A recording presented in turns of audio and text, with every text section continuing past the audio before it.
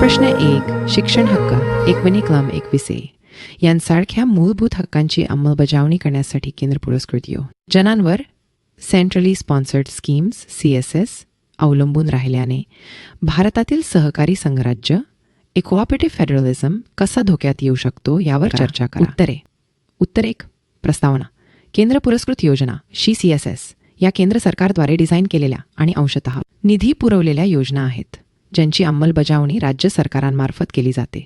शिक्षण हक्क कलम 21A यांसारख्या मूलभूत हक्कांच्या अंमलबजावणीसाठी या योजना महत्त्वाच्या आहेत. तथापि त्यांच्या अंमलबजावणीची पद्धत आणि कठोर अटींमुळे अनेकदा केंद्र राज्य संबंधांमध्ये तणाव निर्माण होतो, ज्यामुळे सहकारी संघराज्याच्या मूळ भावनेला धोका पोहोचतो.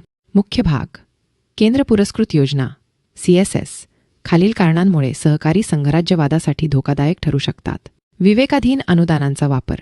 CSS साठी निधी पुरवठा हा प्रामुख्याने संविधानाच्या कलम 282 अंतर्गत केला जातो, जे केंद्राला आणि राज्यांना सार्वजनिक उद्देशांसाठी विवेकाधीन अनुदान देण्याचा अधिकार देते. मुळात हे कलम नियमित वित्तीय हस्तांतरणासाठी नव्हते, परंतु या कलमाचा वापर करून केंद्राने राज्यांच्या अखत्यारीतील विषयांवर 48 उदार शिक्षण, आरोग्य प्रभाव वाढवला आहे, ज्यामुळे राज्यांच्या स्वायत्ततेवर गदा येते.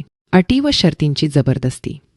केंद्र सरकार अनेकदा CSS निधीचे वितरण काही विशिष्ट अटींची पूर्तता करण्याशी जोडते. उदाहरणार्थ, समग्र शिक्षा अभियान या योजनेचा निधी राष्ट्रीय शिक्षण रंड आखणी NEP 2020 आणि PM श्री शाळा कार्यक्रमाच्या अंमलबजावणीशी जोडण्यात आला आहे. तामिळनाडू आणि केरळ सारख्या राज्यांनी याला विरोध केल्याने त्यांच्या निधीवर परिणाम झाला. यामुळे राज्यांवर अर्थसंकल्पीय जबरदस्ती बजेटरी कोअर्शन केली जाते, जे सहकारी संघराज्याच्या तत्वांच्या विरोधात आहे. राजकीय साधन म्हणून वापर. जेव्हा CSS धोरणात्मक साधनाऐवजी राजकीय साधन म्हणून वापरले जातात, तेव्हा केंद्र आणि राज्यांमधील संबंध बिघडतात. ज्या राज्यांमध्ये केंद्रातील सत्ताधारी पक्षापेक्षा वेगळ्या पक्षाचे सरकार असते, त्यांना निधी मिळवण्यात अडचणी येऊ शकतात. यामुळे मूलभूत हक्कांची अंमलबजावणी सरकारांच्या राजकीय संबंधांवर अवलंबून राहते, जे लोकशाहीसाठी घातक आहे. मूलभूत हक्कांचे सशर्त होणे. शिक्षण हा समवर्ती सूचीतील इक्वेंट कॉन्करंट लिस्ट विषय आहे आणि कलम 21A अंतर्गत तो एक मूलभूत हक्क आहे.